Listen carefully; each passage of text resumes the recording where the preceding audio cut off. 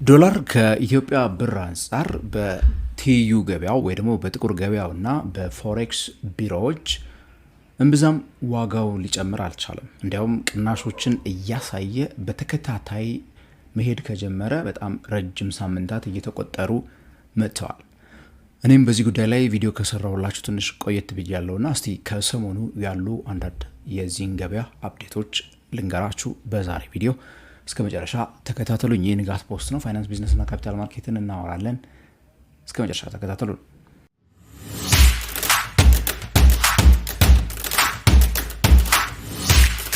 የኢትዮጵያ ብር ከውጭ ሀገራት የተለያዩ ገንዘቦች አንጻር ያው በገበያ መመራት ከጀመረ ወዲህ ዋጋውን በከፍተኛ ሁኔታና በከፍተኛ ፍጥነት እያጣ መጥቶ አሁን ባለው የገበያ ሁኔታ በብሔራዊ ባንክ እንኳን ባለው መረጃ አንዱ የአሜሪካን ዶላር 160 ምናምን አካባቢ ብር ያወጣል ይባላል። በባንኮች ጋር በምትሄዱበት ሰዓት እንደዚሁ እዚህ አካባቢ ብሩን ልታገኙ ትችላላችሁ፣ ዶላርን ማለት ነው ከብር አንጻር።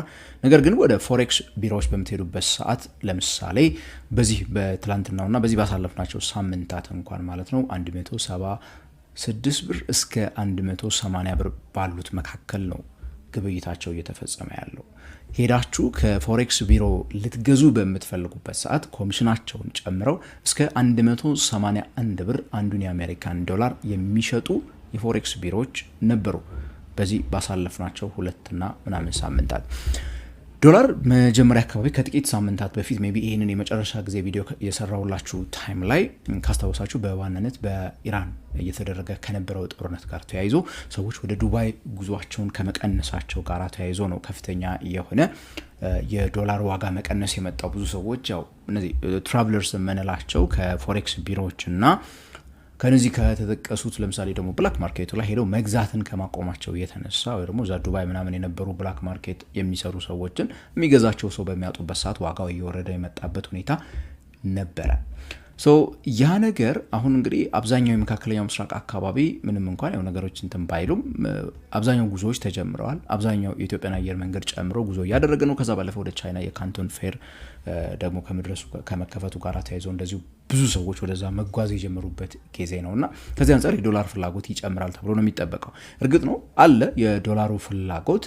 ነገር ግን ብላክ ማርኬቱ ላይ የሰማናቸው ነገሮች ምንድነው የሚያሳዩት? እንዲያው እነዚህ ፒቱፒ የነበሩ ፕላትፎርሞች ላይ ያው ክልክል ቢሆኑም እንግዲህ አሁን ባለው ሁኔታ ዝም ብላችሁ ዳታውን ለማየት ሄዳችሁ በምትመለከቱበት ሰዓት አብዛኛው ፒቱፒ ፕላትፎርም ላይ ማለት ነው አብዛኛው ዶላሮቹን መሸጥ የሚፈልጉ ሰዎች ከ185 ብር በላይ በሆነ ዋጋ ሰዎች እንዲገዟቸው ፍላጎት ያሳያሉ።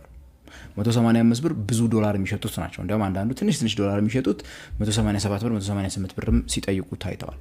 ገዢዎቹ ደግሞ 181 ብር 182 ብር አካባቢ ነው ሽጡልን እያሉ እየጠየቁ የምታዩት ማለት ነው እዚህ ፒቱፒ ፕላትፎርሞቹ ላይ። ዋጋው እንደዚህ አይነት በጣም ይሄ በስፕሪድ ደረጃም ቢሆን ስትመለከቱት በጣም ከፍተኛ የሆነ ልዩነት መካከላቸው ይታያል።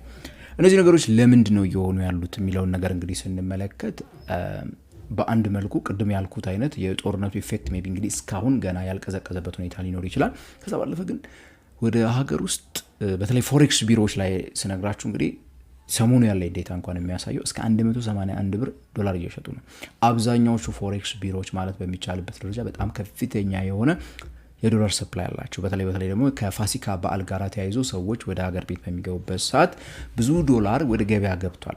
ልክ በፋሲካው ታይም አካባቢ ደግሞ እዛ ከነበረው ጦርነት ጋር ተያይዞ ገበያው ላይ ያ የገባ ዶላር አልወጣም ነበር። አብዛኛው ፎሬክስ ቢሮዎች የሚሰሩት በነገራችን ላይ ያስገቡትን ዶላር ቶሎ በመሸጥ ነው። ያው ኮሚሽን ነው እነሱና የሚያተርፉት በብዛት የሚታወቁት እንደዚህ አይነት ስራዎችን በመስራት ነው። ይገዛሉ፣ ይሸጣሉ፣ ከዚህ ነው የሚያተርፉት ቶሎ ከራሳቸው እጅ በማውጣት። ምክንያቱም ፎሬክስ ቢሮዎች በነገራችን ላይ በህጉ መሰረት ገንዘብ እጃቸው ላይ ማቆየት አይችሉም። ዛሬ ለምሳሌ በፈረንጆቹ ኤፕሪል እያለቀ ነው አይደለ? ወር ሜይ ጀምሯል።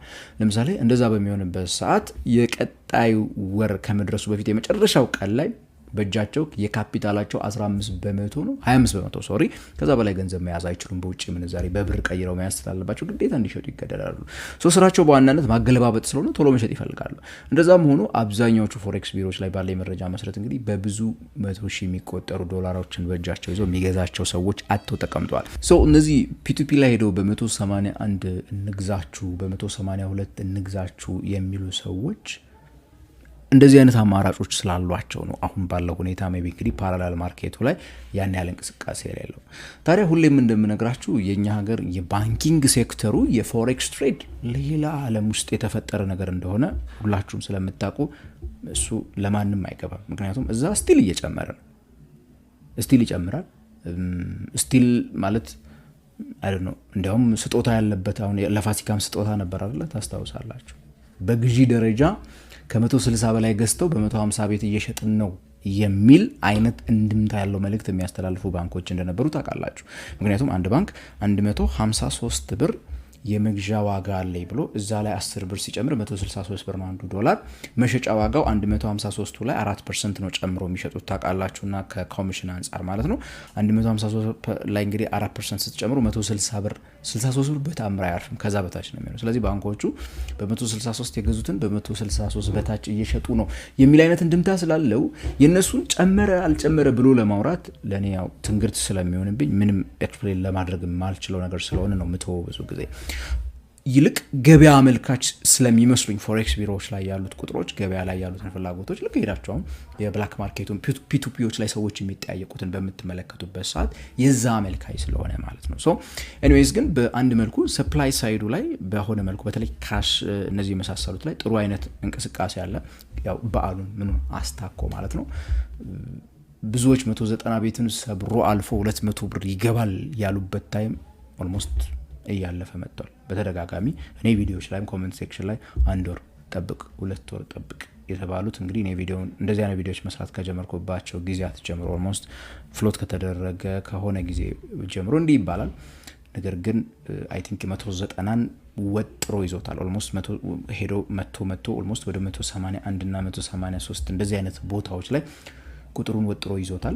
ነገር ግን ያው እንግዲህ ያ ሊቀጥል ይችላል አይችልም። በነገራችን ላይ አንድ ማወቅ ያለብን ነገር እንደዚህ አይነት ገበያዎች እዚህ ጋር ከምናወራው ፋክተር የተለየ የሆነ አንድ ፋክተር መጥቶ ግልብጥብጡን ሊያወጣው ይችላል። በአንድ ቀን ሄዶ 200 አይደለም 300 ሊያደርሰው የሚችል የሆነ ነገር ሊፈጠር ይችላል። እነዛን ነገሮች መቆጣጠር ማንችላቸው ነገሮች ይኖራሉ። እንደዛ ማለት አይደለም። ነገር ግን አሁን ባለው ሁኔታ ስትመለከቱት ግን የኢትዮጵያ ብር በእነዚህ ገበያዎች የባንኮቹ ገበያዎች ትንግርት እንዳልኳችሁ ወሰዱልኝና በእነዚህ ገበያዎች ግን ሆልድ እያደረገ ይመስላል፣ እየታገለ ይመስላል እዚህ ቁጥር ላይ ማለት ነው። 181 80 ላይ ለማውረድ አይነት ነው የሚመስለው። ምን የሚሆን ይመስላችኋል? እስቲ እናንተ አስተያየታችሁ ኮሜንት ሴክሽን ላይ ጻፉልን። በቀጣይ በሌላ ቪዲዮ እስከምንገናኝ ድረስ ታዲያ አስተያየታችሁን መጻፍ እንዳትረሱ።